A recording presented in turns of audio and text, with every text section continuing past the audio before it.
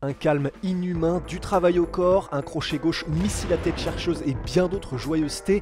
On analyse tout de suite l'impensable. Comment Francis Ngannou a réussi à choquer Tyson Fury, le meilleur boxeur poids lourd de sa génération. Bon, d'abord débarrassons-nous une bonne fois pour toutes du débat sur le résultat avant d'analyser techniquement. Oui, même à froid personnellement, je donne toujours Francis Ngannou gagnant et sans hésiter. Mais après être allé voir comment la boxe scorait les combats et selon les critères ultra flous de leur système de notation au point, alors oui, en fait, si vous voulez et selon votre interprétation, il est possible de donner le combat à Tyson Fury d'un cheveu.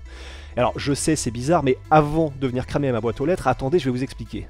Bon alors attention, pour en arriver à la donner à Fury, il faut quand même jeter par la fenêtre le fait que Francis a fait plus de dégâts, que lui n'a jamais été mis en danger et qu'il est même devant en termes de nombre de frappes significatives. Alors oui, ça fait beaucoup, mais donc ce qu'il faut savoir malheureusement avec le scoring en boxe anglaise, c'est que il y a 4 critères généraux et aucun ordre d'importance entre les 4. Et c'est une folie quand on y pense, parce que c'est donc au bon vouloir du juge de décider ce qu'il met en avant dans sa notation et comment. Donc quand on va sur DAZN par exemple, le diffuseur du combat mais qui reprend les critères exacts de l'association des commissions de boxe, ces critères sont l'efficacité dans l'agression, le contrôle du ring, la défense et les coups significatifs. 4 critères généraux qu'on peut interpréter de 1000 façons différentes et dont aucun n'a l'ascendant sur les autres, au contraire du MMA où la priorité est mise sur les dégâts et la mise en danger de l'adversaire.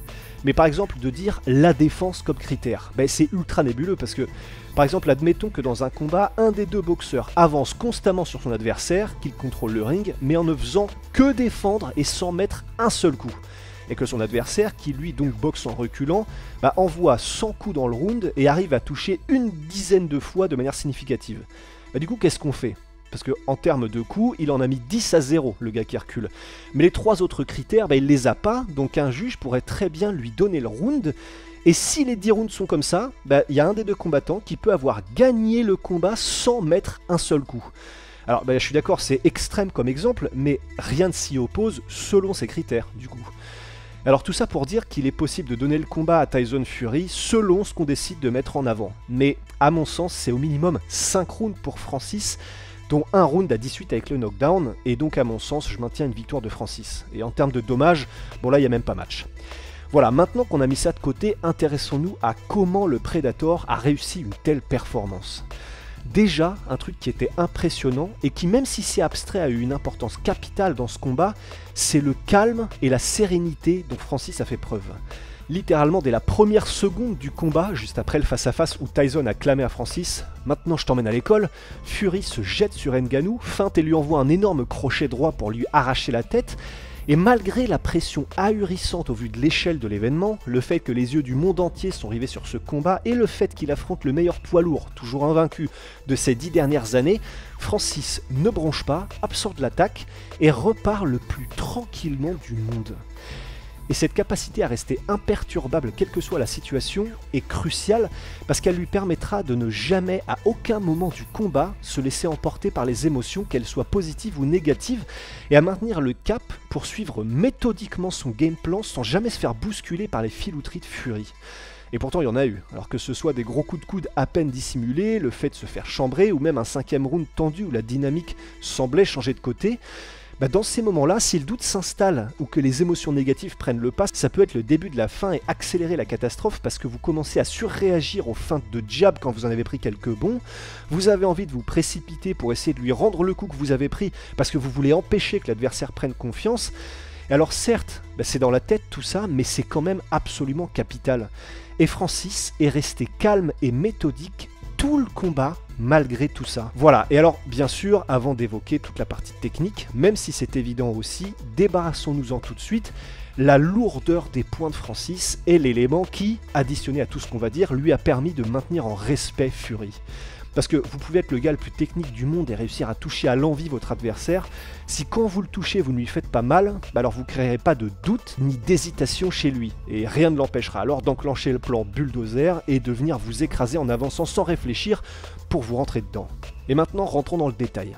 Alors déjà, pendant tout le combat, Francis aura bougé à l'économie, n'essayant même pas vraiment de cadrer Fury, restant à distance et suivant tranquillement les déplacements de l'anglais sans jamais s'agiter ni se bousculer. Il ne sera jamais inquiété de rester à longue distance contre Tyson, faisant confiance à ses contres et à ses explosions pour réussir à le toucher. Il aura donc eu l'énorme avantage de ne pas avoir à dépenser trop d'énergie pour le chasser ou lui courir après. Il y a eu peu de sautillements plus que nécessaire, peu de mouvements superflus, des mouvements légers de tête et de buste pour ne jamais présenter non plus une cible statique, mais le strict minimum, ce qui lui permettra de se fatiguer au minimum et d'être capable d'arriver relativement frais et dispo au 10e round, après avoir trouvé un second souffle. Et là où c'est fascinant, c'est que théoriquement pour contrer ça, Fury utilise normalement ses feintes et son activité, mais comme là Francis ne surréagissait jamais aux feintes et que rapidement Fury a goûté à la puissance du Camerounais, il n'a jamais osé trop appuyer sur l'accélérateur non plus pour crever Francis plus vite, et du coup il n'a jamais pu le fatiguer autant qu'il n'aurait dû. Ensuite, il y a eu le travail au corps.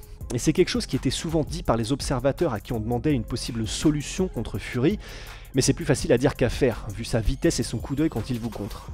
Et pourtant, dès les premières secondes et pendant tout le combat, Francis installe des jabs et des directs, notamment au corps, qui non seulement scorent des points, mais font mal et creusent le cardio de l'adversaire au fur et à mesure.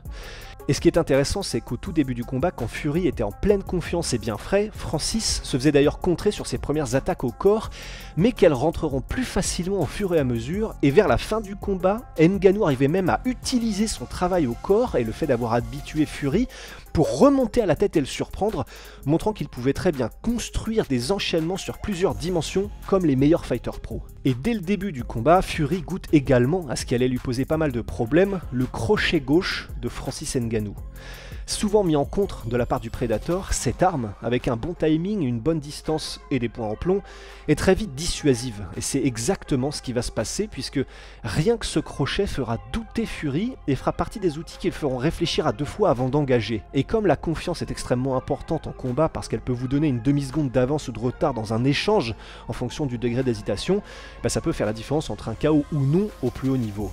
En clinch, arme souvent utilisée à son avantage par le lourd Fury, ici Francis a fait comprendre à l'anglaise que ça ne servait à rien d'essayer de le fatiguer parce qu'il pouvait le bouger comme un enfant. Alors, bon, comme un enfant j'en rajoute un peu, mais le fait est que jamais Fury n'aura pu utiliser ses phases du combat pour prendre un avantage physique ni technique. Et tout simplement parce que Francis est un tronc d'arbre et que son calme et sa méthode ont empêché tout débordement dans ce domaine tout au long du combat.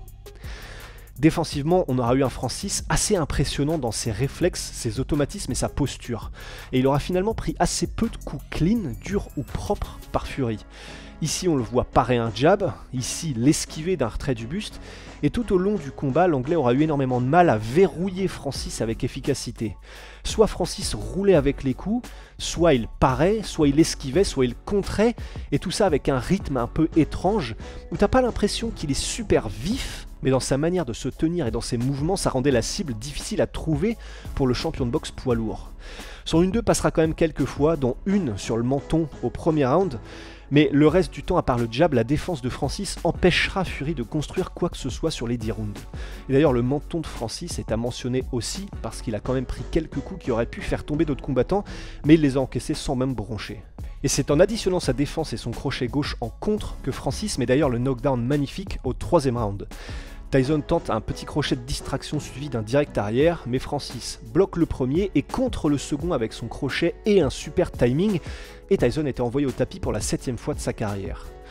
Qu'il soit en garde de gaucher ou de droitier, la main arrière de Francis était toujours collée à sa joue pour éviter de se faire surprendre par un crochet de Tyson d'ailleurs. En termes d'attaque, son double jab à Francis suivi du bras arrière aura très bien fonctionné tout au long du combat. Et le double jab, c'est une arme en MMA en tout cas qui est très souvent oubliée ou sous-utilisée, mais qui permet de casser le rythme de l'adversaire, en même temps qui permet de casser la distance et de préparer un combo puissant. C'est basique, c'est pas forcément flashy ni flamboyant, mais purée qu'est-ce que ça aura bien marché pour lui. Le timing aussi de Francis, si étrange pour Fury, lui aura donc permis de placer beaucoup de durs crochets gauche en contre et de le toucher même dans les échanges initiés par Francis lui-même. Et c'est une vitesse et des mouvements auxquels Tyson ne s'habituera jamais vraiment au cours des 10 rounds.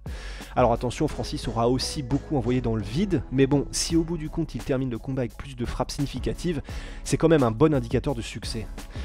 Enfin voilà, en tout cas c'était quelques éléments qui permettent de comprendre comment Francis Ngannou a fait pour choquer le monde et choquer Tyson Fury. Il y en a évidemment 1000 autres, mais ça permet d'avoir un espèce de regard global. Si ça vous a plu ou que en tout cas vous avez appris peut-être un petit truc, mettez un pouce bleu et abonnez-vous, ça aide énormément la chaîne. Et pour le reste, merci d'avoir suivi, à la prochaine et ciao.